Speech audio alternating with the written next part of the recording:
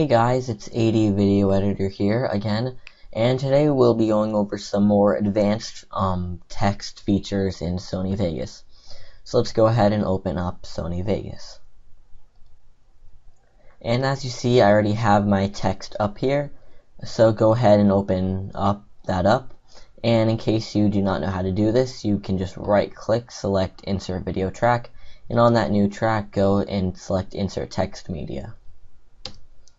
So now on your text layer, you will, as I showed you in past tutorials, you have the font size, bold, all that stuff. You can have the text color, the scale, the location, but also you have more features down here. And so I'll be going over these today. Let's start with the Advanced tab. If you click the arrow, it'll go down. And first you have the background, so you can actually change the background color. So if you go ahead, click on it, and then you can go ahead and change it to whatever you want. Also be aware that there's this little thing here, which is to adjust the transparency of it. So make sure it's up fully, so you actually see a background color. If you don't want a background, leave it all the way down, and it'll be black default, or whatever is under the layer.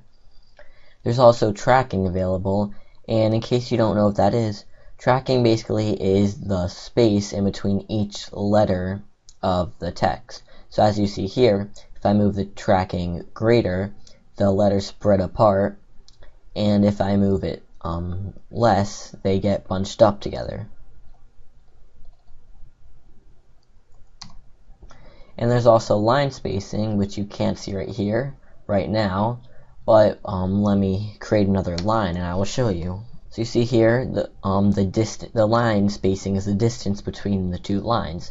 So you see here is one line, and here is one line. So if I increase the line spacing, they will become further apart, and if I take it away, they will become closer together.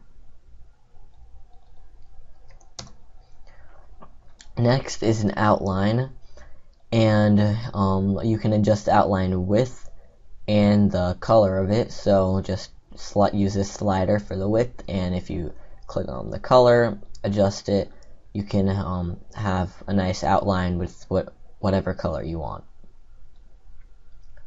Then we have the shadows, and first off, if you want a shadow, you need to enable a shadow. So go ahead and click this box here until you see the check mark in it, and then make sure your shadow color is the way you want it.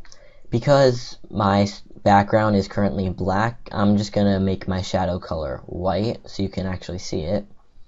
And there you see, that's basically the default shadow. But you can also change the shadow offset X, so you can move it more left or right.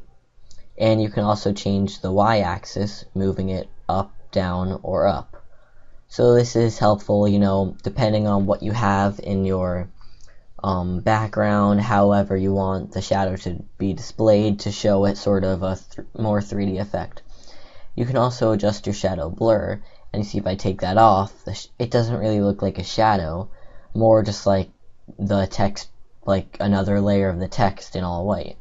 So you really want to make sure you have a nice blur to it. I would say, maybe about 0.5, I have it at 0.526, makes a nice shadow.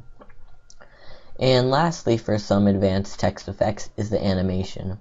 A good way to select the animation is if you go to Media Generations and you go to Tiles and Text, then you see it's all here. You have all those same animations, and if you hover over it, you can see what they are. So I slide over the action flip, and you can sort of see that movement. The earthquake. You may not be able to see it, but it's shaking, flying from right, it sort of just flies in from right, float and pop, it floats up and pop, and when you find one you like, you can just go ahead, click and drag that in, and then you get this again, and the animation is already in there. So thanks for watching, guys. Please subscribe, please like, please email me with any questions, complaints, comments. And be sure, if you want to see any cool video effects, or you want to see a tutorial on anything that I'm not showing you, email me, and I guarantee guarantee you that I will create a tutorial on it just for you. And I reply super fast, as I have mentioned a dozen times before.